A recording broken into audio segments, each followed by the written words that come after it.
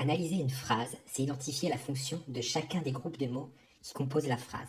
Pour ne rien oublier, on fait souvent les choses dans le même ordre. On commence par identifier le verbe, c'est-à-dire l'action de la phrase, puis on va chercher le sujet du verbe, qui est-ce qui fait l'action. On passe ensuite au complément d'objet direct, qui répond à la question qui, quoi, puis au complément d'objet indirect, qui répond aux questions à qui, de quoi, et enfin aux compléments circonstanciels, qui répondent à énormément de questions, notamment quand, où, pourquoi. Dans chaque phrase, on ne retrouve pas forcément tous les éléments. On peut parfois avoir des phrases avec seulement un sujet, un verbe, ou un sujet, un verbe et un complément, voire des phrases sans verbe. Mais si on prend bien les choses dans l'ordre, on arrive souvent à trouver la fonction de tous les éléments de la phrase. Analysons ensemble ces quelques phrases. Commençons par la première. Paul fait ses exercices de grammaire. On cherche tout d'abord le verbe. Quelle est l'action de la phrase? Ici, c'est fait, le verbe faire.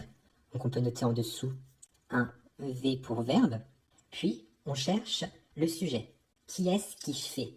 Ici, le sujet, c'est Paul. Notre sujet, c'est un nom propre ici. Donc on va mettre un S pour sujet. Ensuite, on passe au complément d'objet direct. On se pose la question Paul fait quoi? Paul fait ses exercices de grammaire. Nous avons un COD, donc on le marque en dessous, complément d'objet direct. Tous les groupes de mots dans la phrase ont leur fonction, donc nous avons fini d'analyser cette phrase. Passons à la phrase suivante. Mange des épinards. On commence encore une fois par chercher le verbe, l'action.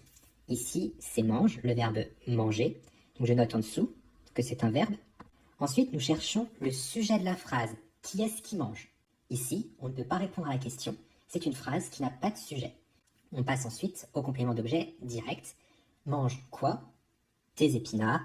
Tes épinards est donc le complément d'objet direct. Donc je marque en dessous. C-O-D. Encore une fois, nous avons fini d'analyser cette phrase. Passons à la phrase suivante. Sur le bord de mer, le vent souffle fort. On commence, comme d'habitude, par chercher le verbe. Quelle est l'action de la phrase? C'est souffle, le verbe souffler. Puis nous cherchons son sujet. Qui est-ce qui souffle? C'est le vent qui souffle. Donc le sujet de la phrase, c'est le vent. Ensuite, nous cherchons le complément d'objet direct. Le vent souffle quoi? On ne peut pas répondre. Ou le vent souffle qui? Nous n'avons pas de réponse non plus.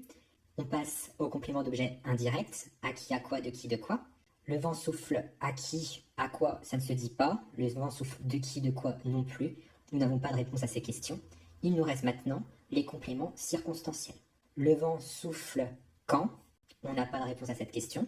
Et le vent souffle où? Il souffle sur le bord de la mer. Nous avons un complément circonstanciel de lieu. Et le vent souffle comment?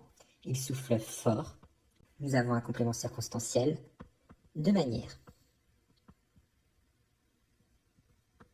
Dernière phrase, le jour de son anniversaire, Lucie invite ses amis chez elle pour faire la fête.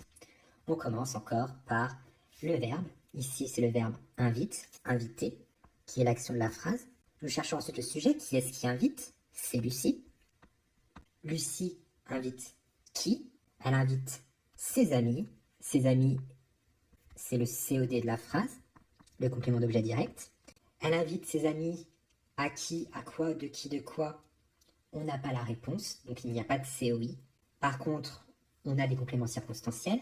Elle les invite quand? Le jour de son anniversaire, c'est un complément circonstanciel de temps. Et elle les invite où? Chez elle. Complément circonstanciel de lieu. Et elle les invite pourquoi? Pour faire la fête. Complément circonstanciel de but.